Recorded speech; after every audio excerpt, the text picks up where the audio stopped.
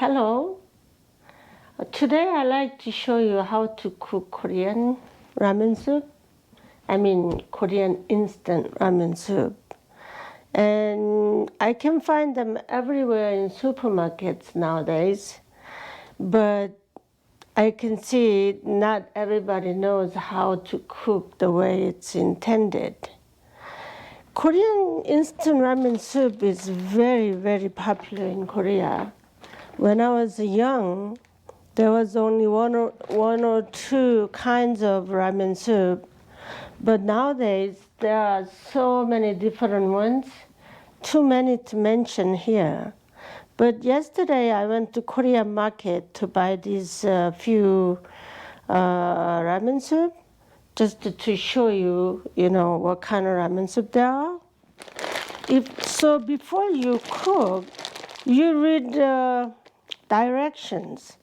And directions pretty close, but I find it a little bit too salty if I just follow the direction on the package. So I usually add a little bit more water to it. So anyway, enough said. So let me go to my kitchen and show you how I cook Korean ramen soup, okay?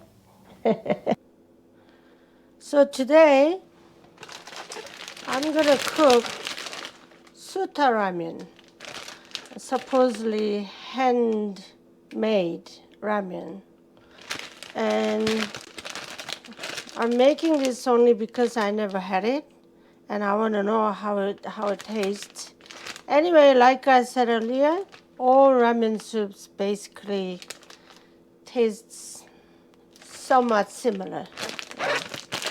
So, and the water, I'm using 3-quart pot, and I put 4 cups of water in it. If you use too shallow pot, it boils over. So I prefer using bigger pot than actually necessary. But anyway, the recipe on the package calls for 2.5 cups water. I mean 500 milliliter, which is only 2.5 cup. But that will be too little of water because as we boil it, the water is going to evaporate. A lot of it will evaporate actually. And I have, let me turn the light on before I go any further. But anyway, I have an egg, the American cheese, and I chopped some green onion, actually 2, and I love cilantro, so I coarsely chopped the cilantro. You can chop any way you like, but that's not, deciding factor around cooking ramen soup. But we have to wait till water boils. So this is called soup. But what it means is it has all the flavoring powders in there. And this one is dried vegetable flakes. It says flake. Yeah. But flake you can put first because they're dehydrated, and if you boil it long time, it loosens more.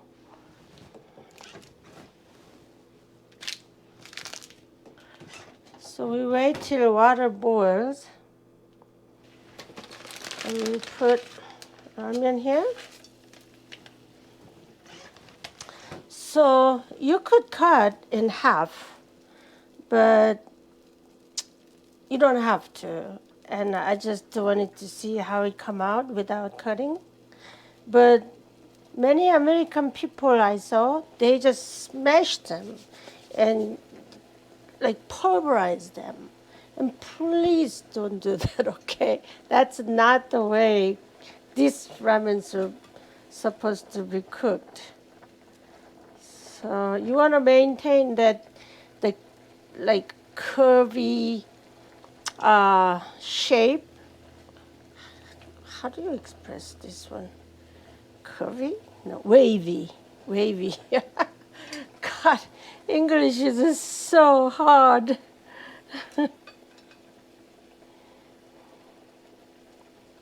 Wavy curl. How about that? Yeah. We wanna maintain that wavy curl, wavy curl. Okay. Let's go with that. You know, I lived in this country for 35 years, and I still have a problem speaking appropriate words sometimes. Let's turn down the heat a little bit, medium high. I don't want the water to evaporate too fast.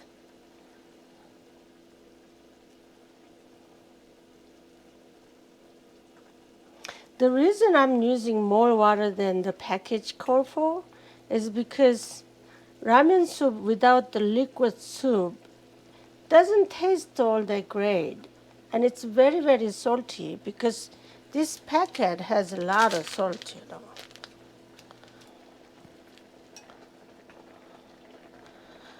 So as I stir it, I can feel that it's not loose. I mean, it's not soft. It's still a little bit hard texture-wise.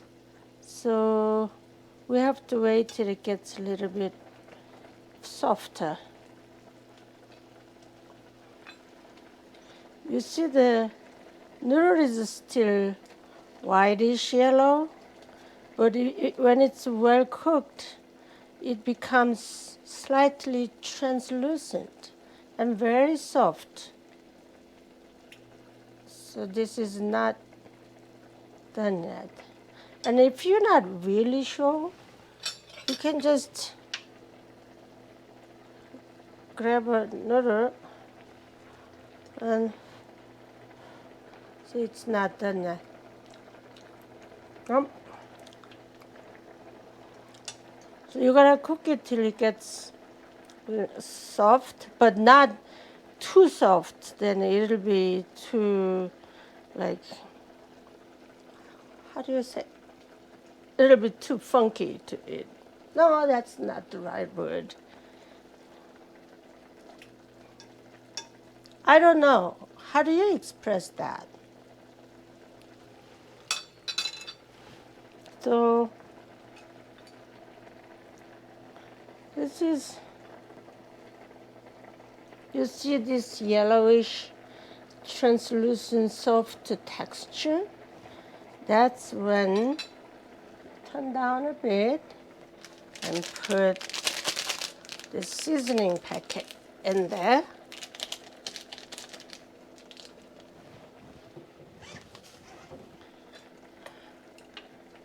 And stir it.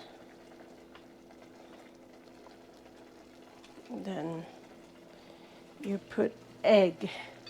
So when you put egg, turn the heat all the way up again because it's cold from out of a refrigerator and it's going to turn down the temperature. So I'm putting gently on top of the ramen soup because, hold on, otherwise it'll drop to the bottom and breaks the yolk, and we don't want that. We just want to cook that egg white, not the yolk.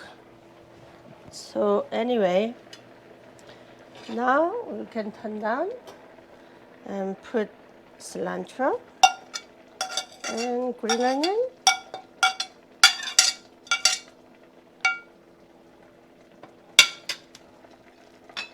And just, you don't need to stir it because you don't want to break the egg yolk. And I think it's done. Turn it off. The rest of the vegetable will be cooked by that residual heat. So let's put it in the bowl. Well, you have to pour it gently down so that we won't break the yolk. So very gently. Yep. Perfect amount of soup. Now you will open good old American cheese. Put it on top of this. And then it's done. This is how you cook it. And let's go to the table and eat. So now I'm ready to eat my ramen soup. Now you have to give this ramen dignity of chopstick, okay? Use at least spoon.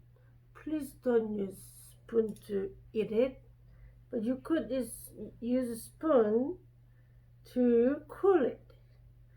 Wait a minute, let's break this yolk. This yolk is gonna make this ramen soup so creamy.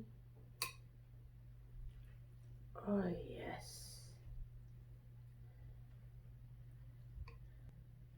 Cold winter day or rainy day. So ramen soup with this American cheese and egg is so good.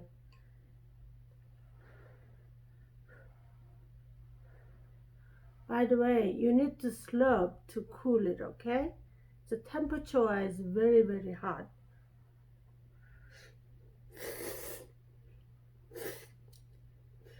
Mmm.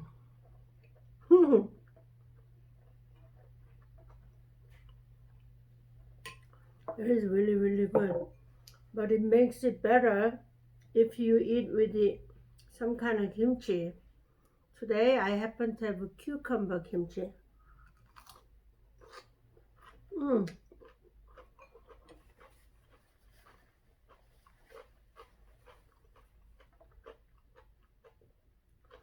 So ramen soup, the instant ramen soup, one package is about $1.50 average.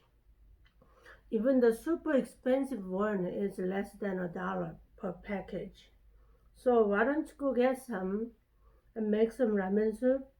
You know, when you are low on money or want to eat a hearty meal, this is it. Nothing beats this creamy, silky ramen soup. You eat it, it's gonna warm you like your grandma's hug. So try it.